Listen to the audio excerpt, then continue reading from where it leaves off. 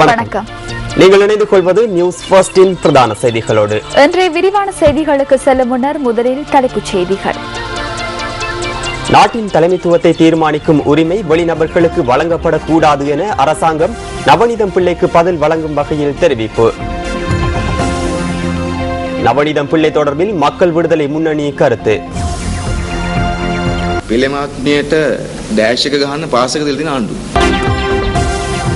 ரந்தனிகல மகேங்கனை வீதியில் இடம்பெற்ற விபத்தில் 3 பலி. எந்தவொரு வெளிநபர்களது சவாலையும் எதிர்கொள்ள தயார் என சிரிய ஜனாதிபதி தெரிவிப்பு. இனி விரிவான செய்திகள். நாட்டின் தலைமைத்துவத்தை தீர்மானிப்பதற்கான உரிமை வெளித்தரப்புகளின் தலையீடுகளை விடவும் நாட்டில் உள்ள மக்களுக்கு வழங்கப்பட வேண்டும் என அரசாங்க தகவல் திணைக்களம் வெளியிட்டுள்ள அறிக்கையில் குறிப்பிடப்பட்டுள்ளது. ஐக்கிய நாடுகளின் மனித உரிமைகளுக்கான ஆணையாளர் நவநீதம் பிள்ளை இலங்கை விஜயத்தின் நிறைவில் இடம்பெற்ற ஊடகவியலாளர் சந்திப்பில் தெரிவித்த கருத்துக்களுக்கு பதிலளிக்கும் வகையில் இந்த அறிக்கை வெளியிடப்பட்டுள்ளது. இது தொடர்பான விரிவான தகவல்களை தொடரும் செய்திகளில் எதிர்பாருங்கள். தேர்தல் மேடைகளில் தெரிவிக்கப்பட்ட சில கருத்துக்கள் அடுத்து. පෞද්ගලික කාලේ නවනින්දන් පිල්ලමැතුණියත් ආවා. ඉතින් අපි තාමත් සන්තෝෂ වෙනවා. அண்மையில் நவநீதன் பிள்ளை இங்கு வருகை தந்தார். வெளியிலிருந்து கொண்டு எம்மை பற்றி அவநம்பிக்கை கொள்ளாமல் அவர் இங்கு வந்து வடக்கு கிழக்கு பகுதிகளுக்கு விஜயம் செய்தார். தற்போது அவரது தீர்மானங்களை எதிர்பார்த்துள்ளனர். நாம் அரசாங்கம் என்ற வகையில் அதனை எதிர்பார்க்கவில்லை. இந்த நாட்டின் எதிர்கால சமூகத்திற்காகவே அதனை எதிர்பார்த்துள்ளோம். நாம் சிறந்த பிரதிபலன்களை எதிர்பார்க்கின்றோம். சிறந்த அறிக்கை ஒன்றை அவர் சமர்ப்பிப்பார் என்று எதிர்பார்க்கின்றோம்.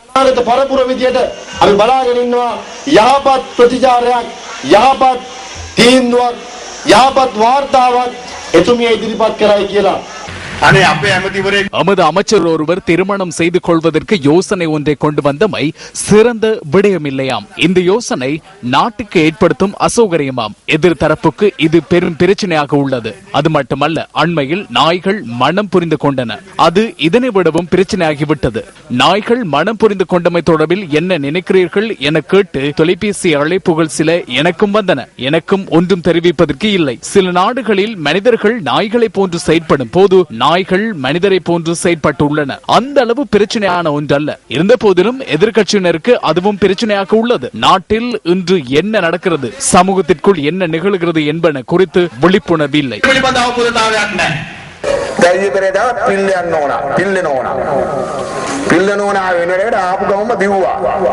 அண்மையில் பிள்ளை அம்மையார் வருகை தந்தார். அவர் வேறொரு வேலைக்காக இங்கு வந்தார். தனது வேலை முடிந்ததும் அவர் சென்று விட்டார். அவ்வேளையில் அவரை திருமணம் செய்வதாக மர்வின் சில்வா குறிப்பிடுகின்றார். நாய்களுக்கு திருமணம் செய்து வைக்கப்பட்டதால் புதிதாக வந்தவரை அவருக்கு மனம் புரிந்து வைப்பார்கள் என்ற எண்ணமாகவும் இருக்கலாம். அமைச்சரவை உறுப்பினர் இவ்வாறு திருமணம் செய்து கொள்வதற்கு அழைக்கவும் பிள்ளை பார்த்தார்.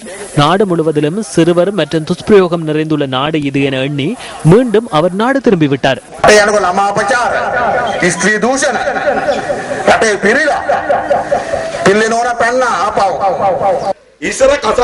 முன்னர் திருமணம் புரிந்து கொள்வதற்கு 1000 ரூபாய், தற்போது 5000 ரூபாய். திருமணம் செய்து கொள்வதற்கு மணமகனும் மணமகளும் விருப்பம் தெரிவிக்கின்றனர்.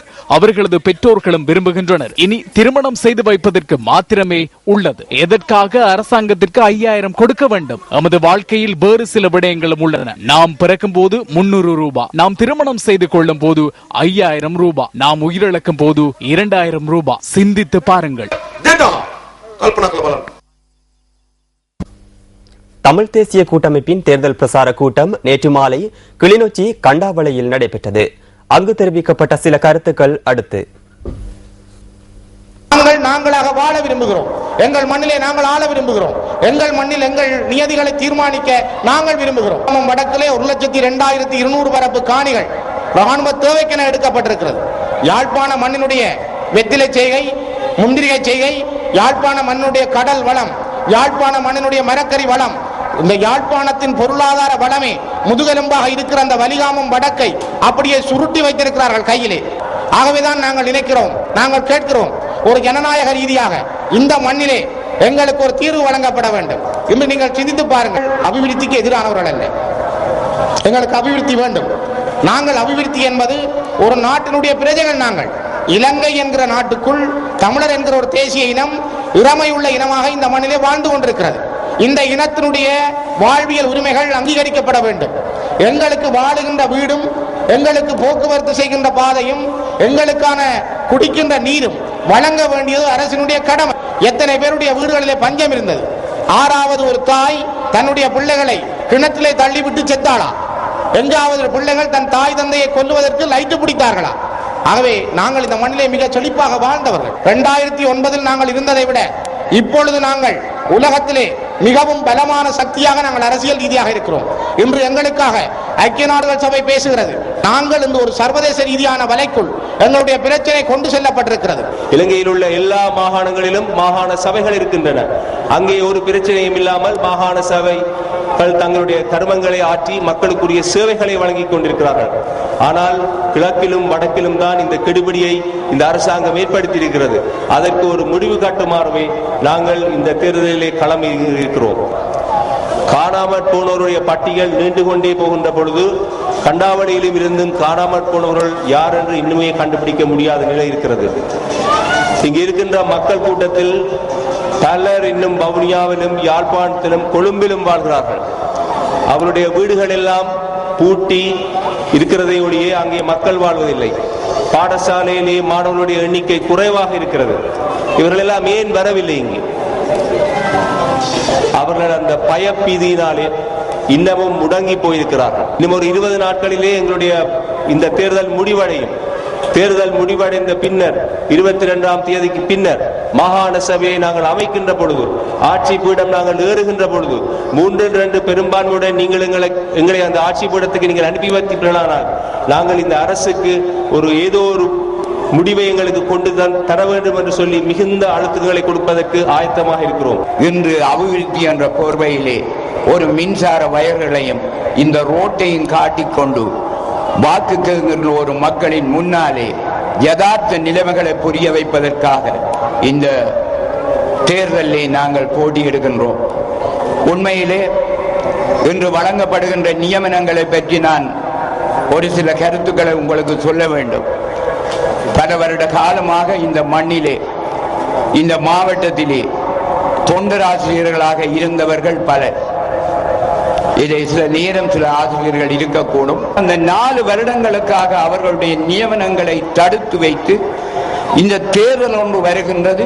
இந்த தேர்தலிலே நாங்கள் வாக்கு கேட்க அவர்களிடம் செல்ல வேண்டும் என்று தருமத்தை சூது கவும், தருமம் மறுபடி வெல்லும் என்பதிலே நாங்கள் உறுதியானவர், நம்பிக்கை உடையவர்கள். அந்த தருமத்தை சூது கவி இருக்கின்றது. ஆனால் தருமம் 22ஆம் தேதி அதிகாலை இந்த நாட்டிலே மீண்டும் உதயமாகும் என்பதை நாங்கள் மறந்துவிடக் கூடாது. நாட்டின் தலைமைத்துவத்தை தீர்மானிப்பதற்கான உரிமை வெளித்தரப்புகளின் தலையீடுகளை விடவும் நாட்டில் உள்ள மக்களுக்கு வழங்கப்பட வேண்டும் என அரசாங்க தகவல் திணைக்களம் வெளியிட்டுள்ள அறிக்கையில் குறிப்பிடப்பட்டுள்ளது. ஐக்கிய நாடுகளின் மனித உரிமைகளுக்கான ஆணையாளர் நவநீதம் பிள்ளை இலங்கை விஜயத்தின் நிறைவில் இடம்பெற்ற ஊடகவியலாளர் சந்திப்பில் தெரிவித்த கருத்துக்களுக்கு பதிலளிக்கும் வகையில் இந்த அறிக்கை வெளியிடப்பட்டுள்ளது. ஐக்கிய நாடுகளின் மனித உரிமைகளுக்கான ஆணையாளர் நவநீதம் பிள்ளை இலங்கையின் எந்த ஒரு பகுதிக்கும் செல்வதற்கும் தேவையானவர்களை சந்திப்பதற்குமான சந்தர்ப்பத்தை இலங்கை அரசாங்கம் வழங்கியிருந்ததாக அரசாங்க தகவல் திணைக்களம் வெளியிட்டுள்ள அறிக்கையில் குறிப்பிடப்பட்டுள்ளது. அத்துடன் யுத்தத்தின் பின்னர் நாட்டில் முன்னெடுக்கப்படும் அபிவிருத்தி திட்டங்கள் தொடர்பில் அரசாங்கம் நவநீதம் பிள்ளையை தெளிவுபடுத்தி உள்ளதாகவும் அந்த அறிக்கையில் சுட்டிக்காட்டப்பட்டுள்ளது. தமிழீழ விடுதலை புலிகள் அமைப்பின் உண்மையான குணாதிசயங்களை மனித உரிமைகளுக்கான ஆணையாளர் ஏற்றுக்கொண்டுள்ளதாகவும் அவ்வாறானதொரு அமைப்பை நாட்டில் மேம்படுத்தும் வகையில் செயற்படக்கூடாது என குறிப்பிட்டதாகவும் அதில் குறிப்பிடப்பட்டுள்ளது. சட்டம் மற்றும் ஒழுங்கு தொடர்பான புதிய அமைச்சு உருவாக்கப்பட்டமை தொடர்பில் மனித உரிமைகள் ஆணையாளர் தெரிவித்த கருத்துக்களுக்கு பதிலளித்துள்ள அரசாங்க தகவல் திணைக்களம், முப்படைகளின் தளபதியாக ஜனாதிபதியிடம் அதிகாரங்கள் இருக்கின்ற போதிலும் இலங்கை அரசியலமைப்பிற்கு அமைவாக நிதி போன்ற ஏனைய சில அமைச்சுக்கள் ஜனாதிபதியின் கீழ் கொண்டுவரப்பட்டது போன்றே இந்த அமைச்சும் கொண்டுவரப்பட்ட அறிவிக்கப்பட்டுள்ளதாக தெரிவிக்கப்பட்டுள்ளது. இறையாண்மையுடைய நாடொன்றின் அமைச்சரவையின் பதவிகள் தொடர்பில் ஐநா மனித உரிமைகளுக்கான ஆணையாளர் பரிந்துரைகளை முன்வைப்பது ஏற்றுக்கொள்ள முடியாத ஒன்று என அரசாங்க தகவல் திணைக்களம் சுட்டிக்காட்டியுள்ளது. இலங்கை சர்வாதிகார போக்கில் பயணிப்பதாக நவநீதம் பிள்ளை வெளியிட்ட கருத்துக்களுக்கு பதிலளித்துள்ள அரசாங்க தகவல் திணைக்களம், சர்வதேச பிரதிநிதி ஒருவருக்கும் இருக்கின்ற அதிகாரம் மற்றும் மத்தியஸ்தத்தை தாண்டி சென்றுள்ளதாக குறிப்பிட்டுள்ளது. அவ்வாறே நாட்டின் தலைமைத்துவத்தை தீர்மானிப்பதற்கான உரிமை வெளித்தரப்புகளின் தலையீடுகளை விடவும் இலங்கையில் உள்ள மக்களுக்கு வழங்கப்பட வேண்டும் என அரசாங்க தகவல் திணைக்களம் வெளியிட்டுள்ள ஊடக அறிக்கையில் மேலும் குறிப்பிடப்பட்டுள்ளது. இதேவேளை நவநீதம் பிள்ளையின் இலங்கை விஜயம் தொடர்பில் மக்கள் விடுதலை முன்னணி ஏற்பாடு செய்திருந்த ஊடகவியலாளர் சந்திப்பின் போது கருத்து தெரிவிக்கப்பட்டது.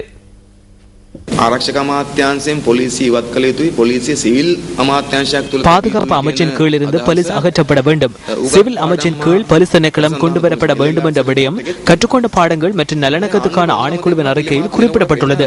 LLRC அறிக்கையில் குறிப்பிடப்பட்டுள்ள ஒரு விடயத்தை நிறைவேற்றியதாக தெரிவிக்க வேண்டிய தேவை அரசாங்கத்துக்கு இருந்தது. போலீஸை இராணுவத்திலிருந்து அகற்றுவதாக கூறி புதியதொரு அமைச்சை உருவாக்கி லோ அண்ட் ஆர்டர் என்று பெயர் வைத்தனர். இராணுவ தலைமைத்துவத்திலிருந்து போலீஸை வேறாக்க வேண்டும் என்றால், போலீஸை சிவிலாக்க வேண்டும் என்றால், சிவில் மயப்படுத்துவதற்கு அரசாங்கம் முன்னெடுத்த வேலை திட்டத்திலிருந்து மீண்டும் போலீஸை இராணுவ தலைமைத்துவத்தின் கீழ் கொண்டு வந்துள்ளனர். பிள்ளை அம்மையார் வந்த பின்னர் வடக்கில் இருந்த 6 இராணுவ முகாம்களை அரசாங்கம் அகற்றியது. அதன் பிரதிபலன் என்ன? பிள்ளை அம்மையார் வந்த காரணத்தால் தான் இந்த உரிமைகள் தமிழ் மக்களுக்கு கிடைத்ததாக அவர்கள் நினைக்கின்றனர். இதுதான் அதன் பிரதிபலன்.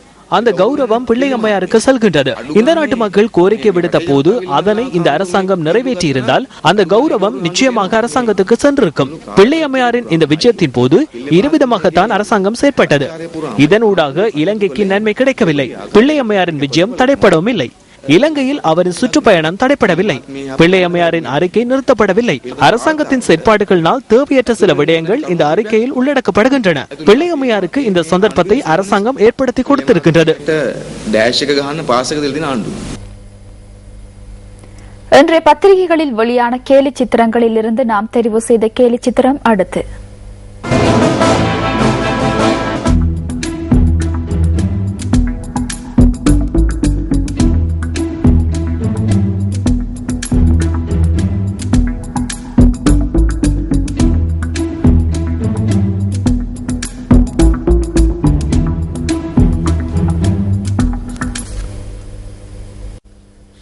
மனித வாழ்வுக்கு உறைவிடம் அடிப்படை தேவையானது.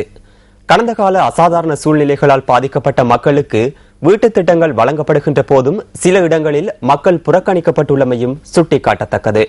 வடமாகாணம் வவுனியா மாவட்டத்தில் உள்ள ஒலுமடு பிரதேச மக்களின் உறைவிட பிரச்சினை பற்றி பதிவு செய்கிறது நியூஸ் ஃபர்ஸ்ட்.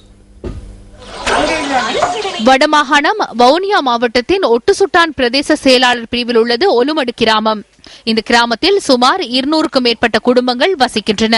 நானும் என்ற 3 பிள்ளைகள மழைக்கான் கிடந்த நாங்கள் மழை பெய்ய மழைக்கான இருந்த இந்த பிள்ளைகள 3 நானும் வீடும் இல்லாமல் எங்களுக்கு நாங்க மழைக்கான் ராத்திரி ஒளிம்பி இருந்தது. எங்களுக்கு வீடு வரைக்கும் தரவே இல்லை. இன்னும் கடந்த கால அசாதாரண நிகழ்வுகளால் இந்த கிராம மக்களின் வீடுகள் யாவும் அழிவடைந்து போயுள்ளன. போருக்கு பிந்திய அபிவிருத்தி திட்டத்தில் இந்த மக்களுக்கான வீட்டு திட்ட நடவடிக்கைகளும் முன்னெடுக்கப்பட்டு வருகின்றன. வீட்டு திட்டத்தில் முறைகேடுகள் இடம்பெற்றுள்ளதாகவும் இதனால் தமக்கு வீடுகள் அமைத்து கொடுக்கப்படவில்லை என்றும் பிரதேச மக்கள் தெரிவிக்கின்றனர். இந்த பிரச்சனைக்கு ஊர்லயே இல்லாம இருந்து இந்த பிரச்சனைக்கு ஒன்னுக்கும் அடிப்படாத ஆட்களுக்கு வீடு கட்டி கொடுத்திருக்காங்க. காணி கொடுத்து எங்களுக்கு இல்ல. வீடு இல்லாமையினால் பெரும் அசௌகரியங்களுக்கு உள்ளாகியுள்ளதாக இந்த கிராம மக்கள் தெரிவிக்கின்றனர். இப்ப நானும் எத்தனை இடம் வந்துட்டேன். நடுவே மீட்டிங் நடக்குது. ஆனா ஏதோ ஒன்றை கதைக்கிறாங்க. வீடு வீட்டின கூட மற்ற கட்ட வேண்டியதை பற்றி கதைக்கிறாங்க. ஆனா இல்லாதவர்களுக்கு என்ன தீர்வு கொடுக்கிற இப்படி இதன்றதை பற்றி எந்த முடிவும் இல்லை. இந்த கிராம மக்கள் தமக்கான வீட்டு திட்ட பிரச்சினை தொடர்பில் இன்றைய தினம் பிரதேசத்தில் உள்ள முன் பள்ளியில் கூடிய பொழுது அமைதியின்மையும் ஏற்பட்டது. இந்த விடயம் தொடர்பில் கிராம சேவையாளர் எஸ் சிவகாந்தனிடம் நியூஸ் ஃபர்ஸ்ட் வினாவியது. இந்திய வீட்டு திட்டத்தில் புள்ளி வழங்குற அடிப்படையில் இவர்களை புள்ளி வழங்கி அந்த புள்ளி தொடர்பான அடிப்படையில் இந்த புள்ளி குறைஞ்சாக்களுக்கு அடுத்த கட்டம்னு சொல்லி அவைய பேர் அடுத்த கட்டத்தில் இருந்ததால வழங்குறதுக்காக தீர்மானிக்கும். இது தொடர்பாக பிரதேச செயலாளர் கே பரந்தாமன் நியூஸ் ஃபர்ஸ்டுக்கு இவ்வாறு கருத்து தெரிவித்தார். ஜனாதிபதி துரித செயலணி குழுவின் அறிவுறுத்தலின் பிரகாரம் அந்த கணனி மூலம் தெரிவு செய்கின்ற போது சில பேர் புள்ளிகள் அங்கே கிடைக்காத காரணத்தினால் அவர்களுக்கு வீட்டு திட்டங்கள் கிடைக்கப்படவில்லை என்பது. பல்வேறு பாதிப்புகளுக்கு முகம் கொடுத்த இந்த கிராம மக்கள் பாதுகாப்பாக வசிப்பதற்கு வீடு வேண்டும் என்ற எதிர்பார்ப்போடு காத்திருக்கின்றனர்.